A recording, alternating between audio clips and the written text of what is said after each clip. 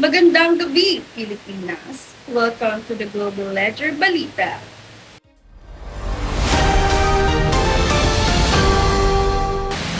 Tonight, we are talking about a big word that affects our daily lives, globalization.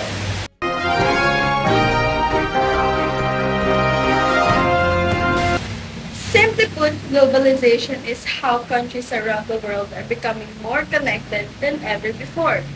Because of it, the food we eat, the clothes we wear, and the music we listen to can come from anywhere in the world. Tonight, we are looking at how new technology is making the world feel smaller and changing the way we all live and work together. To help us understand how these massive global changes affect us right here at home, our expert reporters are ready to break it all down. Let's go live to our first update. Miss Arianna Nacu, are you there?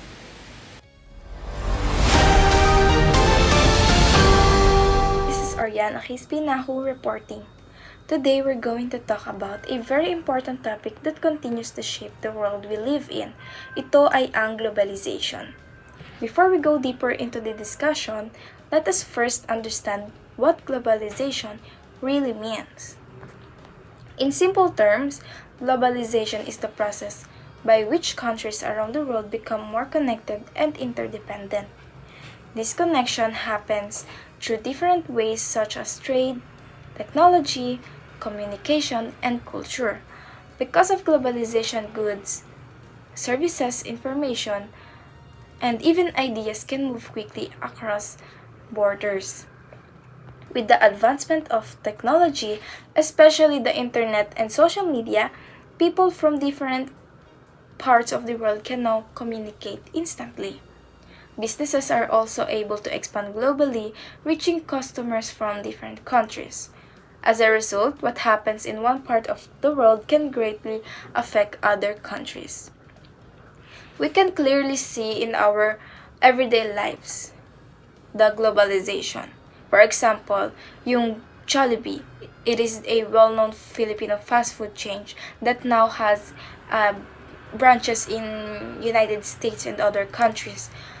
But at the same time, Korean pop music, or also known as K-pop, has gained massive popularity here in the Philippines and even worldwide. In addition, products like iPhones are not made in just one country. Different parts ng product na yon are produced in various places around the world and then assembled together. So these examples show how interconnected our world has become, and globalization allows cultures to spread, economies to grow, and people to become more aware of global issues. However, it also brings challenges such as cultural influence, economic competition, and inequality among nations. So, overall, globalization is not just a concept. It is something we experience in our daily lives, whether we notice it or not. And now, to further understand how globalization affects economies across the world, let us now hear from Miss Iman for the discussion on global economic imperialism. This is Arianna reporting.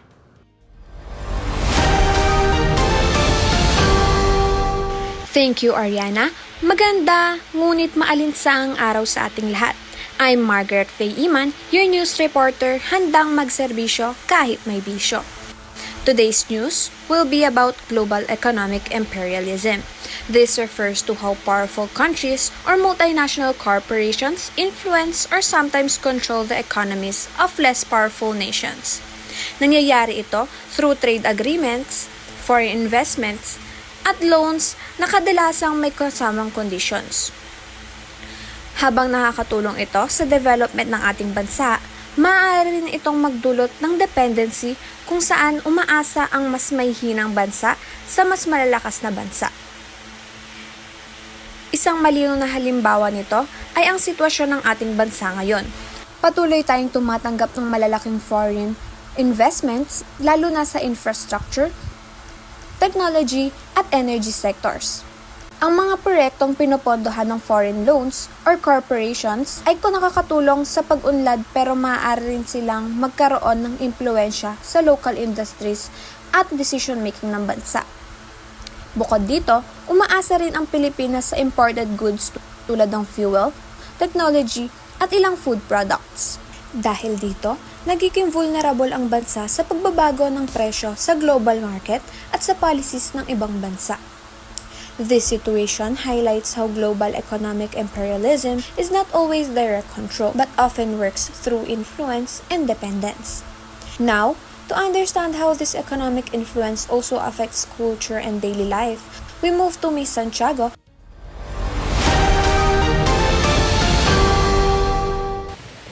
Thank you! Magandang gabi, Pilipinas, and to our viewers watching across the globe. This is Raiza B. Santiago reporting live.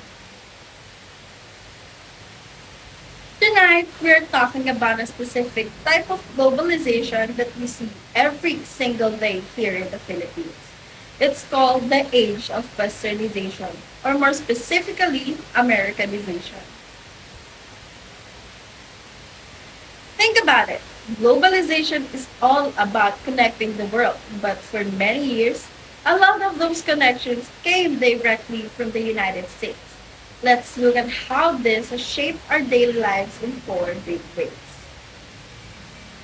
In language, did you know that the reason I am speaking to you right now is because of the Americanization? They introduced English in our schools over a century ago. And today, it is a major tool that helps Filipinos work with global companies. Then, the fast food culture. Instead of just eating traditional home meals, we love burgers, fries, and fried chicken right now.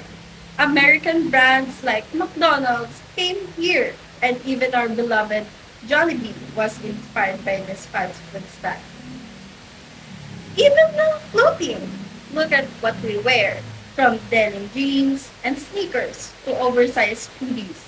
Our daily fashion is heavily influenced by Western trends.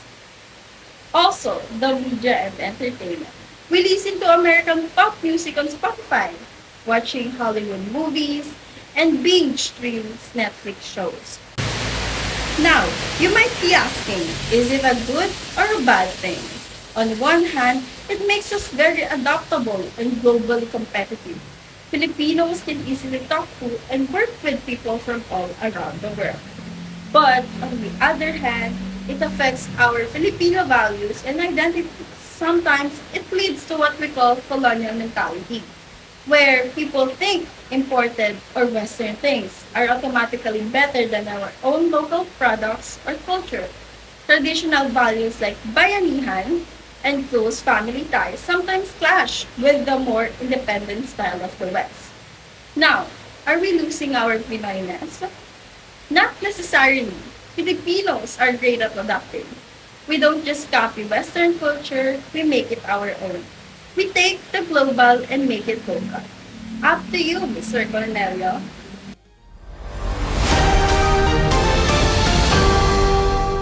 This is Cornelio Altatis reporting live. Today, we take a closer look at globalization as a phenomenon, a powerful force that continues to shape our world in ways we experience every day.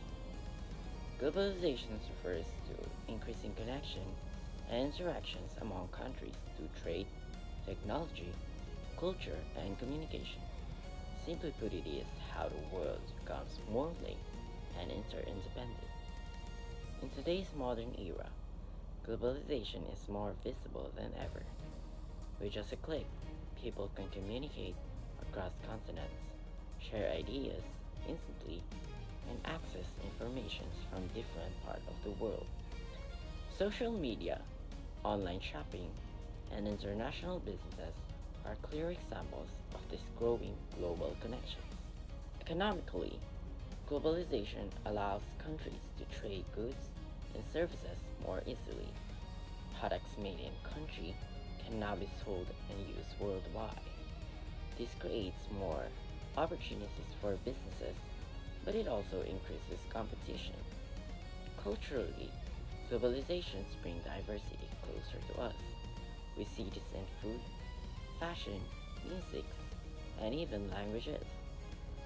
For example, people here in the Philippines enjoy Korean dramas, American music, and Japanese cuisine, all thanks to globalization.